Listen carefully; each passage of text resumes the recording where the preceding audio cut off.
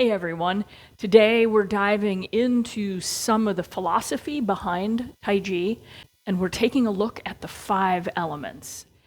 Hi everybody, and welcome to the introduction of the 5 elements. The 5 elements came from this, the universe, all that is, the Tao, the unmanifested everything. And I know that once you put a word on something that is all-encompassing, it makes it separate from you. And what I'm trying to get across is the fact that we aren't separate from it. We are all entangled.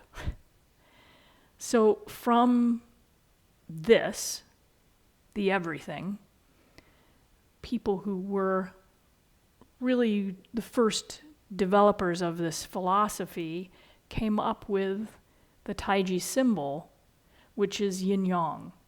And it represents everything in the universe as well, and gives us sort of a template to work with. This is not yin and yang, this is yin yang, because it can't be separated. These are interdependent qualities that we all have, just like we're all part of the Tao. But breaking it down, this dark side is representative of yin, the light side is representative of yang, and within each is the opposite, giving us the idea that nothing is black and white, everything is gray to certain extents. And we live in a spectrum, we do not live in one side or the other. And so when we break down yin yang, this symbol, people started noticing phases occurring. And it started really with watching nature. And we had these 5 phases that represent times in a year. So the water element represents winter. The wood element represents spring. The fire element represents summer. This is a tricky one, and we're just going to keep it over here for right now, but I'll talk about this in another presentation. But the earth element is late summer, and the metal element is fall or autumn. And so you can see how it represents one full year. It represents a lot more than that, but let's go through this again. It's the water phase, wood phase, fire phase, earth phase, and metal phase. So going in this direction, you can see how this can become a creation cycle. If we start with water, water feeds wood, so all the vegetation on Earth grows. All of that vegetation supports fire. So we have natural burning that happens in the world to maintain it. All of that fire and the ash from it helps build earth and dirt. Dirt helps support minerals and metals, and metals and minerals help support water, giving it what it needs, holding it.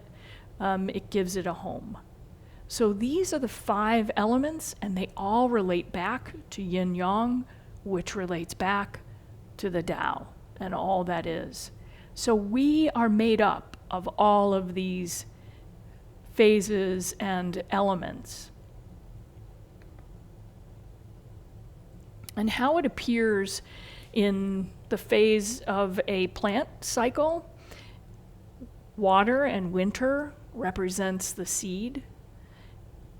Wood and the springtime represents those shoots that naturally come up out of the earth, and without water, they wouldn't be able to. Fire represents the expression of that plant as it flowers and becomes open for fertilization. When it becomes fertile, we have the element of earth and late summer, where all of that fertilization bears fruit. And then when there is, when those fruits are either eaten or not eaten, the seeds of those come out of the fruits and go back into the whole phase yet again. So that's how the creation cycle, this flow from one element to the next, appears in a plant. It appears in human life too. So in the water phase, we are mostly water. We are inside of our mothers. Before we're born, we move into the stage of wood where we are learning to grow and stretch and become creative. We're full of life and learning. We move into the fire element where we become young adults, moving away from our biological family, creating friendships, love interests. As we get older, we begin to maybe settle down and have a family, create relationships that are really strong. And then as we get older, we move into the phase of metal, the last phase of our lives. It's the color white, and as you can see, there's a lot of white in our hair, a lot of aging, and finally we come back to water, which is death and birth, or death and life. And so this is how it appears in our human lives. We can also see these phases as they feel balanced or imbalanced. If they're in harmony and we go to the water phase, we know we're feeling this sage center within us that is patient, that listens, that is wise and settled. Water just asks to be held. And that's how we feel. We're just always held. The wood phase, that's where we get this through the phase of being quiet. We begin to become creative, grow. We become flexible. We have ideas. Those ideas are guided in the right direction. We move into the fire phase and we find that we're just full of love. We're able to use our voice. All of the planning that we did in the wood phase is coming to fruition here. In the earth phase, we feel supported. We feel like we have this great foundation beneath us, that all of the planning that we did in the wood phase and all of the execution and being able to use our voice in the fire phase is now exactly where it should be as we feel settled in our lives. And then finally, the metal phase, we're really able to accept what happens. We're able to grieve. We're able to let go of things. This is what it feels like when these elements are pretty harmonious. We've all felt some of this along the way. And here's another thing we felt when they're out of balance. When the water element is out of harmony, we have a lot of fear. That fear contracts us. We don't feel potential. And that moves into the wood phase, and we start feeling really unable. We have no direction, unable to make decisions. We feel less assertive and more aggressive and angry. And then moving into the fire phase, we end up talking over people. We feel narcissistic, really overly excited about things. And then moving into the earth phase, boy, it's just constant overthinking, living in scarcity, constantly struggling, not feeling like the earth is beneath you, like you have a place to stand on. And that moves us into the metal phase where deep grief can be overwhelming. We're still unable to let things go. We don't have nice, deep, wise breath. We don't feel our boundaries. And we have all felt all of these at some point in our lives. And that's what it feels like when they're out of harmony. So that's where the second cycle comes in. There are many cycles, but we're just going over two of the most important ones. So this is where the control cycle comes in. As you know, we'll begin with water. Water puts out fire. So if we're really aggressive and angry, we look to the water element to cool ourselves down.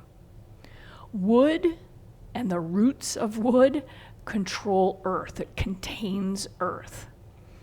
Fire bends and molds metal. So when we're feeling really depressed, we look to the fire element to bring the passion back. Earth controls water. When we have too much water, we soak it up with some earth.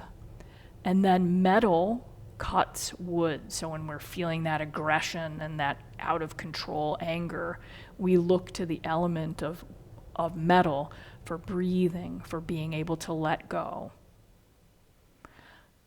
So this is the control cycle. And again, it all goes back to the harmonious Yin Yang and Tao. So as an example, when we are feeling that rage and we're unable to make decisions, we feel unfocused, aggressive, we know, it's time for me to get some lessons from metal. Take a moment, do some meditation, breathe, notice things, take some time out, see if you can let go. These are all of the gifts of metal that help us when we're feeling out of control with a wood element. This can also help when we're, overly excited, talking over people, when people are getting frustrated with us. We know we need the quiet yin of wisdom and this wise place of water. We need to settle. We need to drop in. And so when our fire is raging, tapping into water cools that fire down, brings it back to a nice campsite fire instead of the raging inferno. So these 5 phases can represent a cycle of our life. It can represent a day. So this is late at night, early morning, midday, afternoon, evening. It can represent, again, as we looked at the whole cycle of our life, born, growing up, young adult, middle-aged adult, old adult.